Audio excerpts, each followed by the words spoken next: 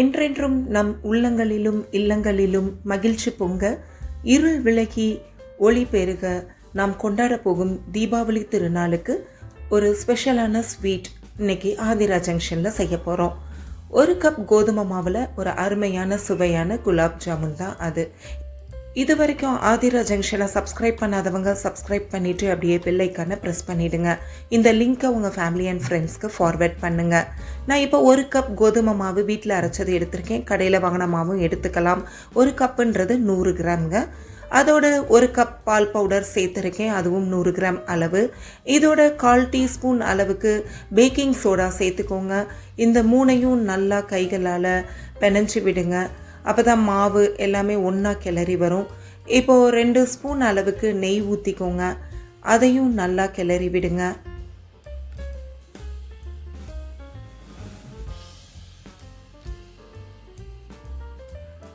காய்ச்சி ஆறின பால்னாலும் ஓகே தான், இல்லை காய்ச்சாத பால்னாலும் சரி. பட் காய்ச்சின பால்னால் வடிகட்டி ஆடை இல்லாமல் எடுத்துக்கோங்க.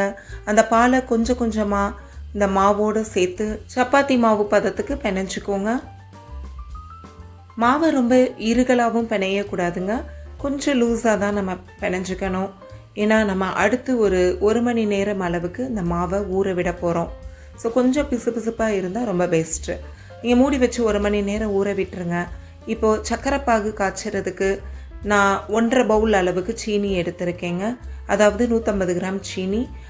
இப்போ 1.5 டம்ளர் அளவுக்கு தண்ணி ஊற்றிக்கோங்க.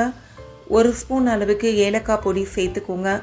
நான் ஆர்டிஃபிஷியல் கலர் சேர்க்கலை, அதுக்கு பதிலாக கொஞ்சம் போல் குங்குமப்பூ 2 பிஞ்ச் அளவு போட்டிருக்கேன்.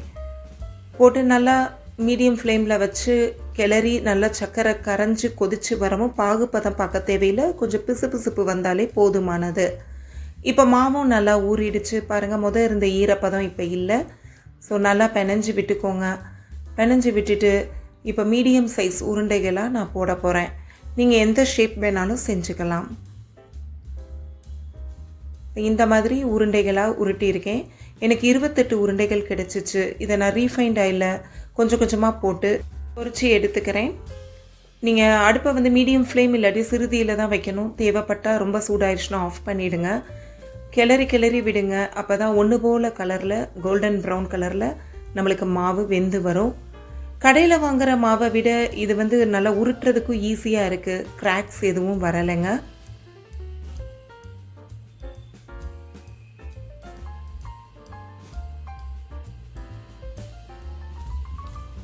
இந்த மாதிரி அழகாக பொரிச்சு எடுத்துக்கலாம். பார்க்கவே எவ்வளோ கலர்ஃபுல்லாக இருக்குது பாருங்கள். இப்போ இதை ஒரு அகலமான பாத்திரத்தில் எல்லா உருண்டையும் சேர்த்துட்டு நாம் காய்ச்சி வச்சுருக்க சீனி பாகு அதில் ஊற்றிட்டு குறைஞ்சது 7-8 மணி நேரம் ஊற விட்டுருங்க. அப்போ தான் மாவுக்குள்ளே நல்லா ஜீரா இறங்கும். ஸோ நம்ம கடையில் பேக்கெட் வாங்காமல் வீட்லேயே ஒரு கப் கோதுமை மாவும் பால் பவுடரும் இருந்தால் ஈஸியாக குலாப் ஜாமுன் அடிக்கடி செஞ்சு அசத்திடலாம். இந்த ரெசிபியை நீங்களும் உங்கள் வீட்டில் செஞ்சு பார்த்துட்டு கமெண்ட் பாக்ஸில் கமெண்ட் பண்ணுங்கள். அப்படியே ஆதிரா ஜங்ஷனை மறக்காமல் சப்ஸ்கிரைப் பண்ணிவிட்டு பெல் ஐக்கானையும் ப்ரெஸ் பண்ணிவிடுங்க. மீண்டும் ஒரு ரெசிபியோடு சந்திப்போம்.